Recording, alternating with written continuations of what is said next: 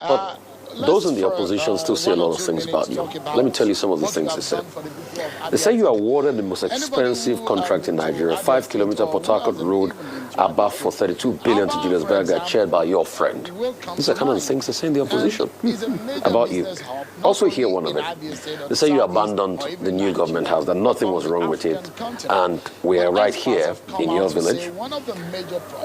They also talked about the fact that, oh, you were trying to take glory for the geometric power company, when that, contrary to your public boast, that Abba is not even enjoying 24/7 power supply and the residents.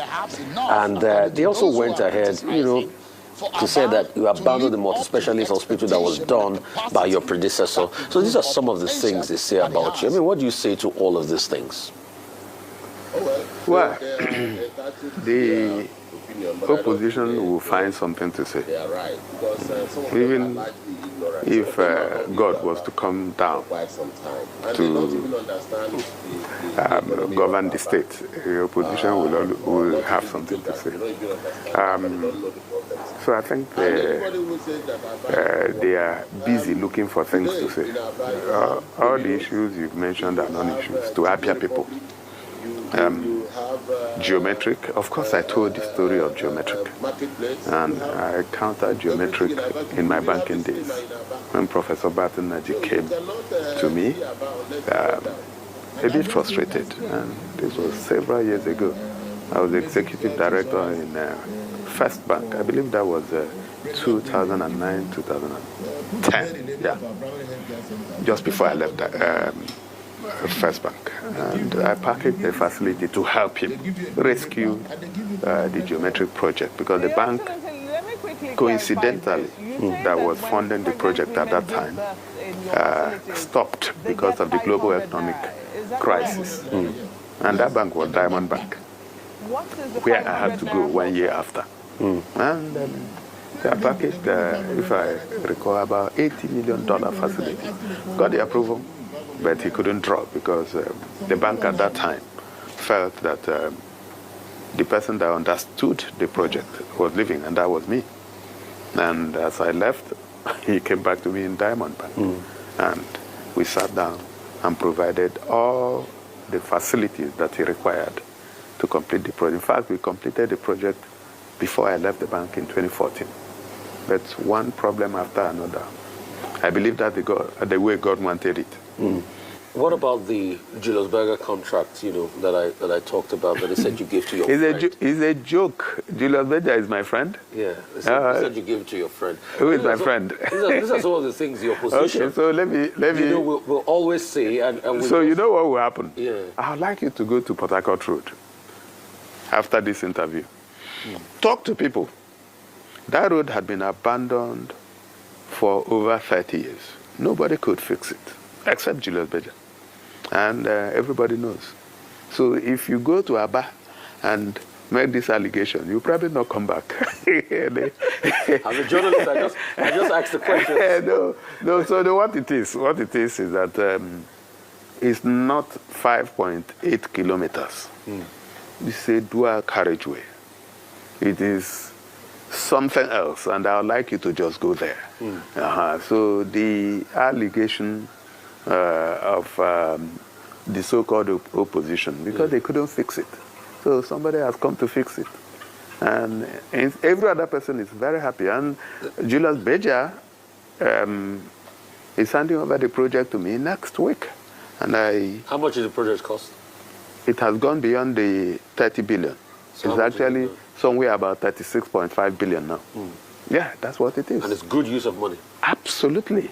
It's one of the most important parts of the Southeast, not just Abba. Okay, so virtually everything is made on Port Harcourt Road. It's a very long stretch of road. Right. I would like you to see. No, I saw part of it while we were, coming here. No, you've not gone to Abba. No, I've not gone to Abba. Port Harcourt Road is inside Abba, not Abba Port Harcourt Road. Okay. There's a Port Harcourt Road in Abba. Okay. That takes you from inside town all the way to the expressway. Okay. Okay, so, and everybody is happy. Even the opposition is happy. Okay. What are you doing as regards to... Okay, you also talked about government house. Yeah, government house, Yes. and the specialist hospital. Okay. Yeah. So what happened was that my predecessor commissioned an uncompleted building on the 28th of May. Uncompleted building? Uncompleted building on the 28th of May. I would also like you to see it. My people will take you to it. So, and it is supposed to be new government house. So what did he do? He completed the ground floor, finished it very well, put Italian furniture. I don't like to talk about it, but since you asked, No, yes. put Italian furniture in the place, painted it, and commissioned it. Okay, so the bedroom. So after the inauguration, I went there. When I looked at the ground floor, I was very happy. But as I went to the first and second floor, they were not even plastered. No sanitary fittings, nothing. So that's fraud. Really? Yeah. And I would like you you, I've not put one dime. No, are you going to probe your predecessor for that? You have only 4 years. And when you get into some of these distractive things, you lose focus. I have too much work to do. Probing him is, of course, we called in KPMG at some point, and I'm sure you must have seen that, where they looked at one of the accounts, and they found that some 10 billion naira was drawn for a non-existent airport. So that's the only one that we are saying, bring back our money or give us the airport. But he says he's fixed the airport, that the airport is, that things are working with the airport. Yeah, it's Audio Airport. Audio Airport? We've just flagged off the construction of the Abia Airport. That's better. Probing is a waste of my time. But the question a lot of people ask is, if you have an airport in the way, why do you need another Abia Airport? That's always the argument. Does it make financial? It's a good argument. Does it make financial? It's a good argument. But the truth about it is that when you go elsewhere, you find that in a place like Texas, how many airports do you have? But they have even in Houston alone. I mean, I was in Texas. I was in Texas. Yes. I was in Dallas in what's it called? In January. You have the Dallas Fort Worth Airport, which is about the second, third biggest airport in America. Then you have other airports around. Yes, you have Houston, Hobby. You have Intercontinental. You have the economic activity to carry it. Yeah. I just came in from DC. There was Dulles. There was Ronald Reagan. There was Baltimore. We are thinking for the future. But let me tell you. Let me tell you something. You don't have the funds. No, let me tell you. The airport. You still have to borrow money. Why are you building it? The airport is not mine. It's a federal government project. Okay. Okay. Who is funding the federal government? Federal government. Okay, so let me explain how it happened. Yeah. So the federal government came up to say it wanted to build a few airports, I think 4 or 5. And Abia was one of them. Okay? And it was not going to be an airport, it was an airstrip that they planned. So and I went and met the president. And I said, Mr. President, the difference between an airport and an airstrip is the wrong way. So if you are going to do an airstrip in Abia, can I partner with you and make it a full-fledged airport? And he said, oh, there's no problem with that. I should go and meet the Honorable Minister for Aviation, Festus Keyamo. And I went and met him, and he didn't have a problem with that. So, and we sat down. You bring your own money. We bring our counterpart funding. How much are you putting into it? I'm not sure yet. But our contribution is now the wrong way. How much is the federal government putting into this? Not sure yet, too. Work is still going on. So it's still in the ideation stage of the project? No, we have flagged off, but then a lot of work is still going on. But the money you will put into it, where is it going to come from? You have to borrow. Because the state does not have this, the you just sit down. I know you are in the private sector. Yeah, not just in the private sector. Yeah, you know how to risk capital. You are going into my territory. Yes. Just leave that area for me. It's my trade secret, money. I know. Yeah. You raise money. Yeah, so safe to call you Ezego in banking. King of raising money in banking. Yeah. But it's going to put back a deadline on the states. Don't worry about that. And that's what we're scared of, because most states are not Rufai, let me tell you something. I just saw the numbers from DMO that in 2023, they said we inherited a debt profile of 138 billion. But that's at the end of last year that we reduced it to 66 billion. We've not borrowed one time. So how did you clear it? How did you not borrow? Trade secrets. You need, no, you want to, tell us about it. No, you have to consult me and pay me some money for me to tell you. Should I turn off the camera? No, you pay me first. Okay, so, but the thing about money, let me tell you. The opposition keeps saying, you are borrowing, that it's a... And then they come with the facts now, borrowing. Who did I borrow from them? If I borrowed from a bank, it will be clear. DMO will tell you. But I will like, okay, so let me also... figures of the airport. Let me also go back. Yes. And let you know that by the time we looked at the books and the numbers, we found that it was actually 192 billion that my predecessor handed over to me as debt. How much did it leave for you in the coffers? How much did it leave as money on ground for you to run? So if you have money in the coffers, you wouldn't be owing. So we had netted. If you net off what is left in the coffers, we had a debt profile of 192 billion. So he left nothing? Absolutely nothing. He left nothing in the coffers? Nothing. So when you say, you need to understand, I can leave 100 naira in one account, and I'm owing 100 naira in another account. No, listen, that's how it makes sense. Yeah. Because when you say how much did he leave, you are owing money and you are leaving money. Does it make sense? It doesn't. Okay, so what you do is you take the total assets and remove your liabilities, and you know what the net is. And I'm saying the net he left for us was 192 billion. So if you... more than what the DMO quoted. Yes, because DMO didn't include pension areas, which we cleared off. They didn't include salary areas, which we also paid.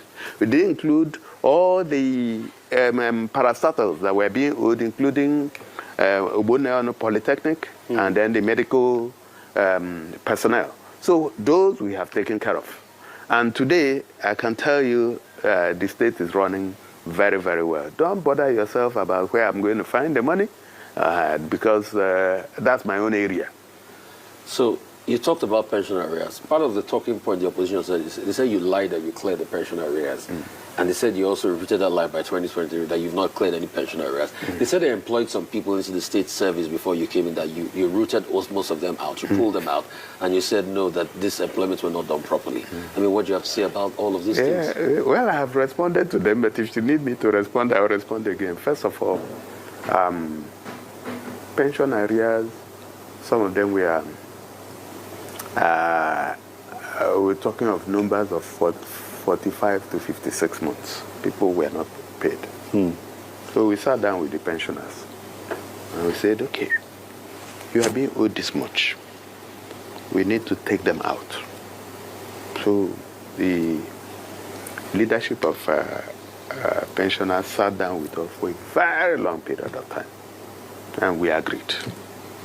And by Easter last year, we paid a total of about 10 billion to pensioners to clear all the arrears. So it was like you are going to pay in full and final settlement. Somebody's been owing you for 56 months, no chance that you may get it. But I said, I didn't need it. I need this money in your hands. So if you were here, or if you watched, you found that the pensioners organized a Thanksgiving service. A lot of them were very happy. Okay. Prudence.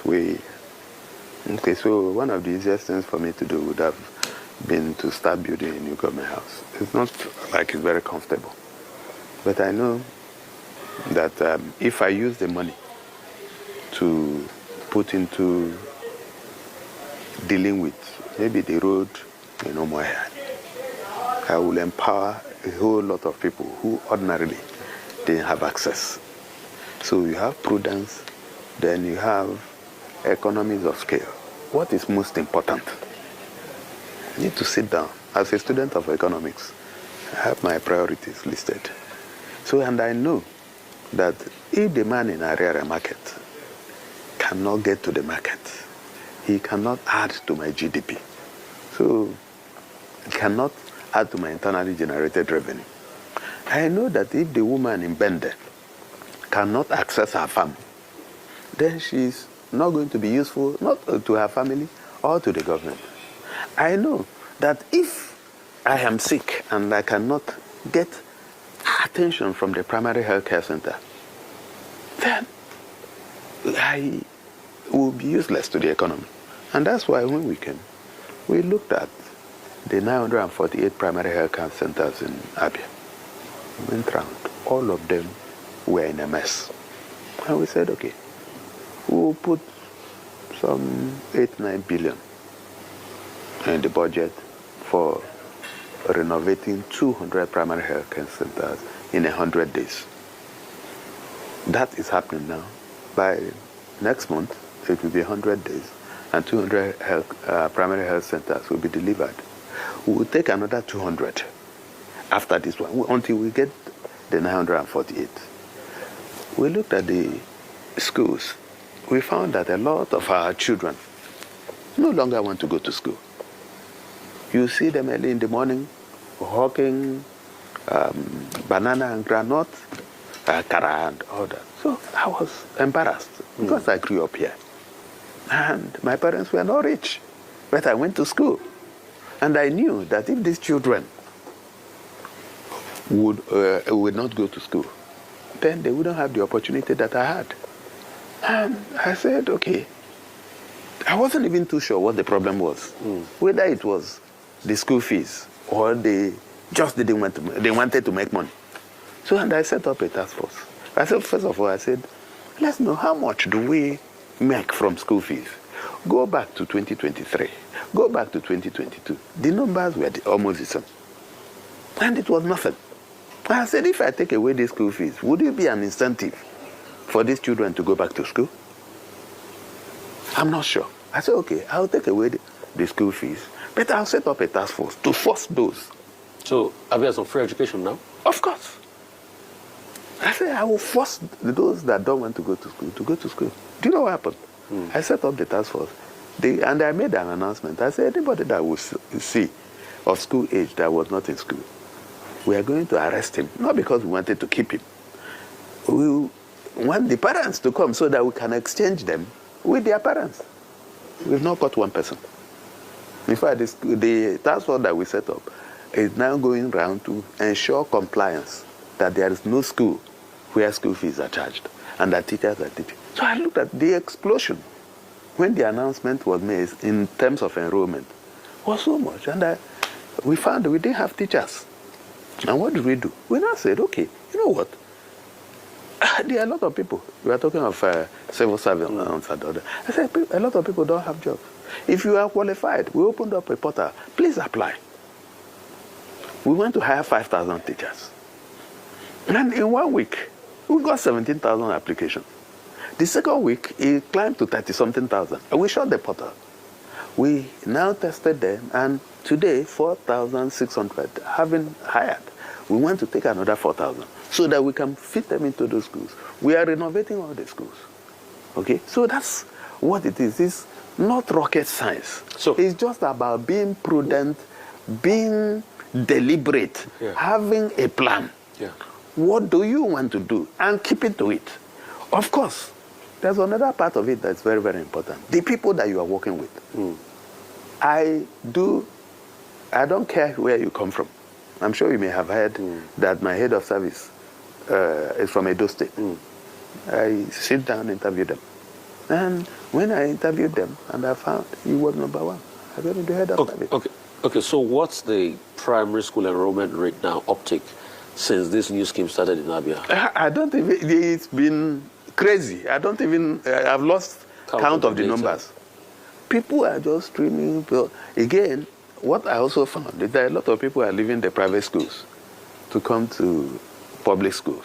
Because, of course, you have the good quality, you have good teachers, we are renovating the place. And I called the commissioner for education, and I said, we need to now think of what to do to the very serious private school operators. Because we also don't want them to be, they also contribute to the economy. If there's one word in your mind for the people of your states and you can speak to them now, what would that be? Well, when we came, we knew our people were struggling. They were weeping. And our mantra was, weep no more, help is on the way.